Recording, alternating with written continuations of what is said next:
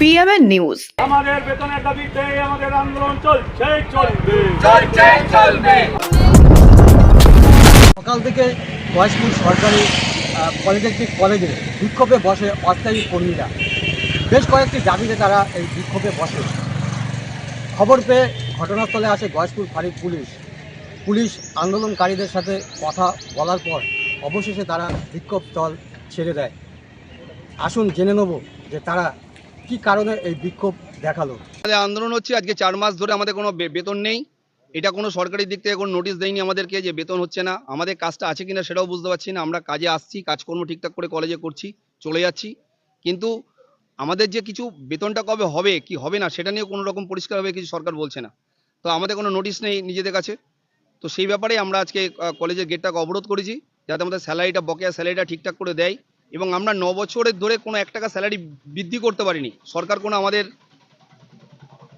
কোনো আমাদের বেতন বৃদ্ধির ব্যাপারে কোনো কথা বলেনি। 1 টাকা আমাদের স্যালারি বাড়েনি। 9 বছর ধরে আমরা একই টাকা স্যালারিতে কাজ করছি।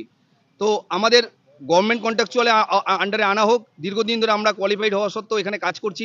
অনেক রকম দপ্তর আমাদের সামলাতে হয়, যে কাজগুলো আমাদের কলেজে বিভিন্ন রকম কাজের সঙ্গে জড়িত, সেগুলো করার পরেও আমরা আমাদের মতো করে কাজ করে যাচ্ছি, কিন্তু কোনো রকম সুরাহা আমাদের হচ্ছে না। এটা গয়েশপুর গভর্নমেন্ট পলিটেকনিক কলেজ। আমরা পশ্চিমবাংলায় 230 জন স্টাফ আছি, কিন্তু আমরা এই কলেজে 10 জন আছি। আর বাদবাকি কলেজগুলো ওয়েস্ট বেঙ্গলে বিভিন্ন প্রান্তে বিভিন্ন স্টাফরা খুব কষ্টের মধ্যেই আছে। তাদের পরিবারের মানুষজন ঠিকমতো করে চলতে পারছেন না। তাদের বাচ্চা আছে, বয়স্ক অভিভাবক আছে, বাবা মা আছে, তাদেরকে নিয়ে কীভাবে চলবে তারা খুব সমস্যার মধ্যেই আছে। আমরা অস্থায়ী কোনো এজেন্সি গ্রুপ ডি আন্ডারে কাজ করি, কিন্তু আমাদের করবো স্যার, আমরা তো প্রত্যেক দিন আমাদের কাজ আমরা ঠিকঠাক করছি। প্রত্যেক দিন 4 মাস হয়ে গেল আমাদের কোনো বেতন নেই। পরীক্ষা চলছে, আমাদের দাবিটাও তো ন্যায্য। আমরা অন্যায্য দাবি করছি না, আমাদের বেতনটা দেওয়া হোক আর আমাদের যাতে গভর্নমেন্ট কন্ট্রাকচুয়ালের আওতায় আনা হোক, আমাদের দাবি একটা মানা হোক বা আলোচনায় আসা হোক, তাহলে আমরা পরীক্ষা দিতে দেব। পরীক্ষা না, আমাদের একটা আলোচনায় আসলে ভালো হয়। আর একটা আলোচনা যদি আসুক ভালো হয়।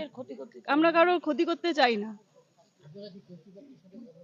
হ্যাঁ, বহুবার জানানো হয়েছে, তিনি উপরে জানিয়েছেন। আমাদের কোনো আলোচনা কিছুই জানানো হচ্ছে না। আমরা কবে বেতন পাবো, কিভাবে চলবো? 4 মাস, আজকে 1-2 দিন নয়, 4 মাস ধরে কোনো বেতন নেই আমাদের। ওই খালি খবর আসছে, হবে হবে হবে, তোদের কাজটা হবে বা তোদের বেতন হবে। এই 4 মাস 5 মাস রানিং হতে যাচ্ছে। আমাদের এই বকেয়া বেতনের দাবি আর আমাদের যেন গভর্নমেন্ট কন্ট্রাকচুয়ালের আন্ডারে করা হোক, এই আমরা যতজন আছি গ্রুপ ডি, সেই দাবিতে। আজকে আমাদের পরীক্ষা ছিল। কি পরীক্ষা ছিল? আজকে ছিল আমাদের ইংলিশের পরীক্ষা। 27 তারিখ থেকে আমাদের পরীক্ষা স্টার্ট হয়েছে। আজকে হঠাৎ করে আমরা যখন কলেজে আসলাম তখন দেখছি যে এখানে যত গ্রুপ ডি স্টাফরা ছিল তারা কোনো কারণে ধর্নায় দিয়েছে। তারা মনে ন্যায্য বেতন পায়নি বলে একটা ধর্না দিচ্ছে। সেই কারণে আমরা আজকে এখানে দাঁড়িয়ে আছি। এখনও পরীক্ষা শুরু হয়নি। কোন কলেজ এটা? এটা গয়েশপুর গভর্নমেন্ট পলিটেকনিক। তুমি স্টুডেন্ট? আমি স্টুডেন্ট, ফার্স্ট স্টুডেন্ট। কি নাম তোমার? আমার নাম ভাস্কর ঘোষ। তো পরীক্ষা কি দিতে পারবে কি মনে হচ্ছে? এখনও শিওর কোনো খবর জানা যাচ্ছে না। আশা করি আমরা পরীক্ষা দিতে পারবো। খুবই দুঃখের ব্যাপার, কারণ আমাদের ছেলেদের পরীক্ষা, আজকে ইংলিশ পরীক্ষা আছে ফার্স্ট ইয়ারদের। টাইম হয়ে এসছে প্রায়। আর আমাদের যে স্টাফরা আর কি, এজেন্সি স্টাফ, ডাইরেক্ট গভর্নমেন্ট নয়, এজেন্সির মাধ্যমে নিয়োগ করা হয়েছে গ্রুপ ডি। এরা 2018 সাল থেকে কাজ করছে। তা এরা এমনি ইম্পর্টেন্ট কাজ করে, 3-4 মাস স্যালারি পাচ্ছে না।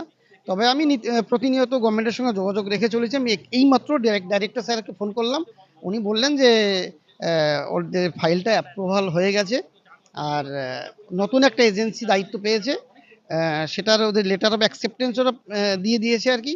আর নতুন যারা যে বকেয়া বেতন পাওয়ার জন্য ওটা ফাইলটা ফিনান্সের হয়েছে, অসুবিধা হবে না, খুব তাড়াতাড়ি। না এক্ষুনি ঢুকবে। আমরা সবাই রিকোয়েস্ট করবো, প্রশাসনকে ডাকা হয়েছে, প্রশাসন এসছে, দেখা যাক। আমার নাম মিস্টার অরবিন্দ মণ্ডল, আমি principal in charge, Gayeshpur government polytechnic. নদিয়ার গয়েশপুর থেকে পিন্টু अधिकारी रिपोर्ट, PMN बांग्ला न्यूज़। जनहित से जुड़ी खबरों के लिए PMN न्यूज को लाइक करें, शेयर करें और चैनल को सब्सक्राइब जरूर करें।